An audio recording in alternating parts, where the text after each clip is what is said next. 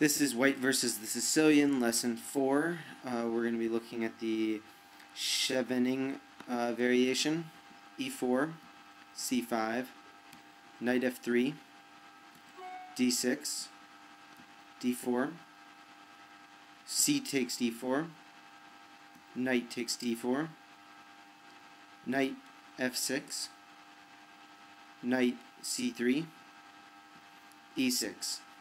Here black sets up the same mini-center of pawns on d6 and e6 as in the classical variation, discussed in the previous chapter, but he delays the development of one of his knights, usually the queen's knight.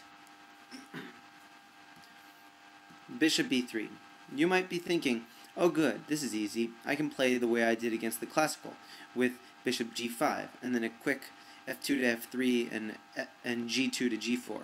Alas, the bishop g5 move proves strangely ineffectual and is hardly ever seen here.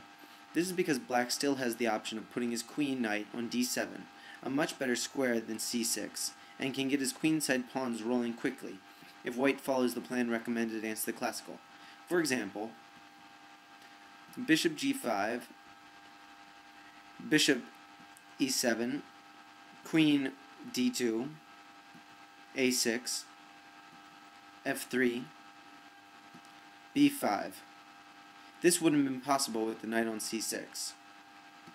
h4, bishop b7, queenside castles, knight b d7, king b1, rook c8, g4, knight b6.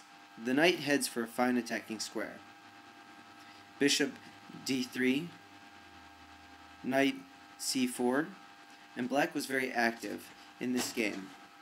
Neither, incidentally, can white make the move of bishop g5 work by answering bishop e7 with f4, hoping to mimic a line in the Najorf, which runs black moving to d6 and white following black's second move of d6, with white playing d4, c takes d4, knight takes d4, knight f6, knight c3, a6, bishop g5, e6, and f4, as black can take advantage of the fact that he hasn't quote-unquote wasted a tempo on the move of a7 to a6.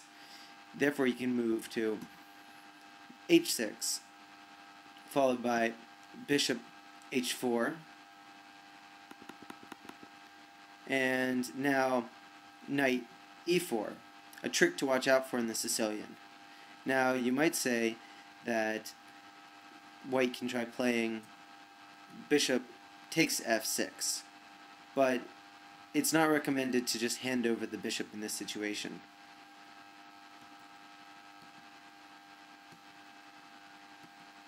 Knight takes e4, bishop takes e7, knight takes c3, bishop takes d8, knight takes d1, rook takes d1, king takes d8, and black has emerged with an extra pawn. The upshot of all of this is that we have to be more modest with the development of our queen's bishop. So that's why the suggestion here is 6 bishop e3.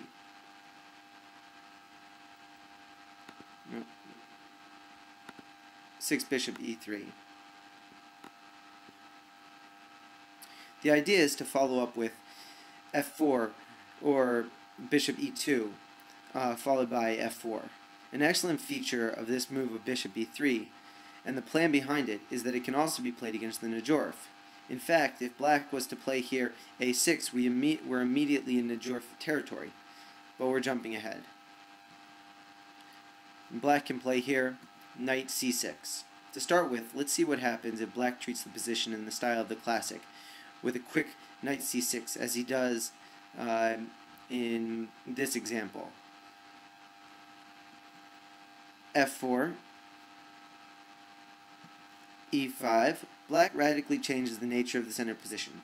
Remember what we said about white being slightly vulnerable in the dark squares in the Sicilian?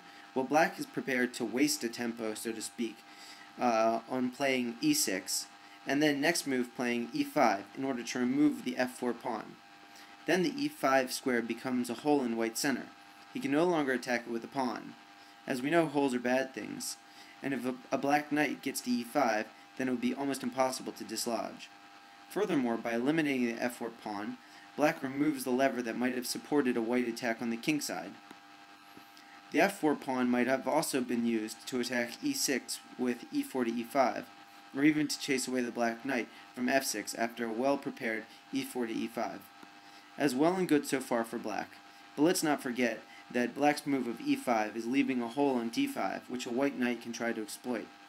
And do you also remember what we said about white being strong on the light squares in the Sicilian? Furthermore, the backward pawn on d6 isn't a pretty sight.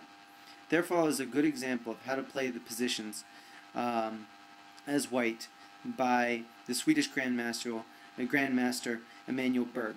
The move order is of some importance, so we'll examine the Berg versus Moreno from the beginning.